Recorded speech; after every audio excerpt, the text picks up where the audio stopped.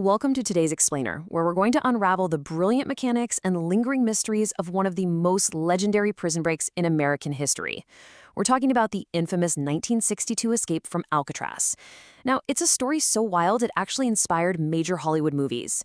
But as you'll see, the historical reality, drawn directly from FBI and U.S. Marshals files, is honestly even more fascinating than the fiction. So the central question we are exploring today is this. Did three men actually pull off the impossible back in 1962, or did the freezing waters of the San Francisco Bay claim their lives? Rather than just handing you the neatly packaged official narrative, we're going to dig into the conflicting clues and the raw evidence they left behind. And as we go through this, I want you to step into the role of the jury. Section 1. Welcome to the Rock, a maximum security fortress. To really appreciate the sheer magnitude of this escape, you gotta remember that this 21-acre island was deemed a completely inescapable federal penitentiary. I mean, from 1934 until it closed in 1963, it was specifically designed to hold prisoners that the media labeled the worst of the worst. Yet three bank robbers decided to test that theory. We have Frank Lee Morris, register number 1441, and brothers John and Clarence Anglin. They weren't just sitting around passing time in their cells. They were quietly plotting to defy an impenetrable fortress. Section 2. The Ingenious Escape Plan. June 11, 1962. Okay, the unbelievable resourcefulness these inmates used to pull this off on that pitch-black, freezing summer night is literally staggering. First, they actually chipped their way through the concrete around their cell vents and plumbing pipes using little more than stolen spoons. Then, to buy themselves a critical head start, they built these incredibly realistic dummy decoys out of a mix of soap, plaster, and actual human hair swept up from the barbershop. They just placed them right in their beds to fool the night guards.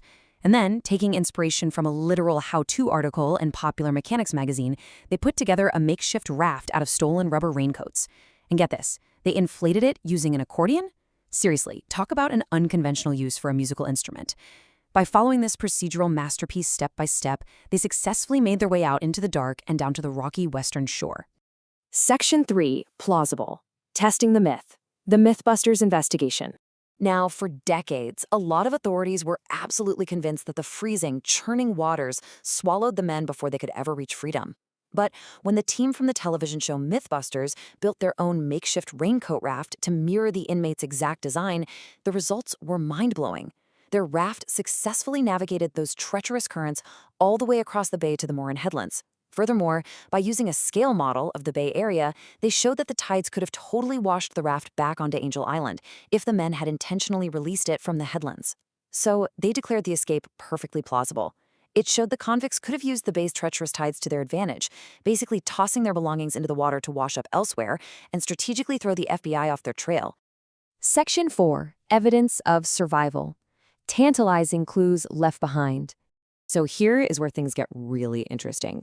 Physical evidence directly challenged the official theory that they simply drowned, and it turned this into an incredible, decades-long, unsolved detective case. U.S. Marshal Mike Dyke, who inherited the case in 2003, pointed out some very compelling FBI teletypes. These documents actually suggest that a raft was recovered on Angel Island the very day after the escape. And the critical part? There was mention of footprints leading away from it. Now, while the physical raft wasn't kept in the evidence locker, that teletype record remains a permanent part of the file. And, as Marshal Dyke pointed out, if the men made it safely to land and avoided prolonged exposure to that freezing water, their chances of survival absolutely skyrocketed. Plus, investigators found a paddle floating just 50 yards off the coast of Angel Island. When they examined it closely, they found it was an exact match to another oar the escapees had left behind on Alcatraz. So pieces of their escape craft undeniably made it across the water, proving that at least part of their physical plan actually worked. But the mystery really peaks with this chilling letter sent to the San Francisco Police Department back in 2013. It boldly started off with, "My name is John Anglin. I escaped from Alcatraz in June 1962.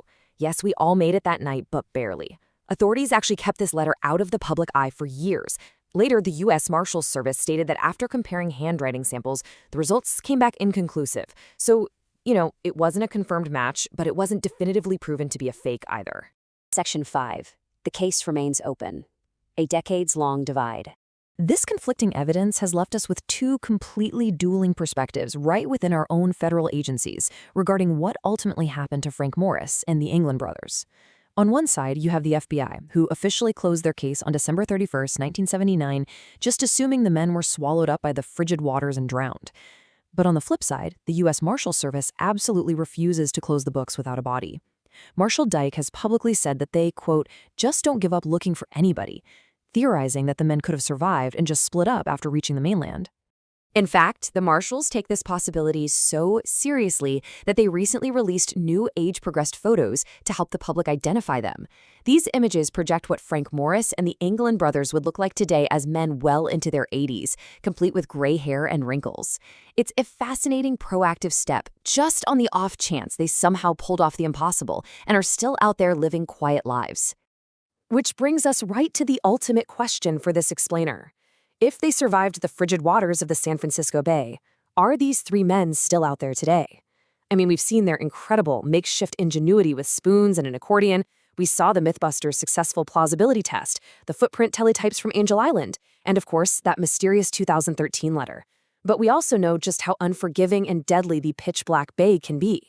So I leave it entirely to you, the jury. Did Frank Morris and the Anglin brothers perish in those dark waters? Or did they actually pull off the perfect crime and vanish into history? Think about that, and I'll catch you in our next explainer.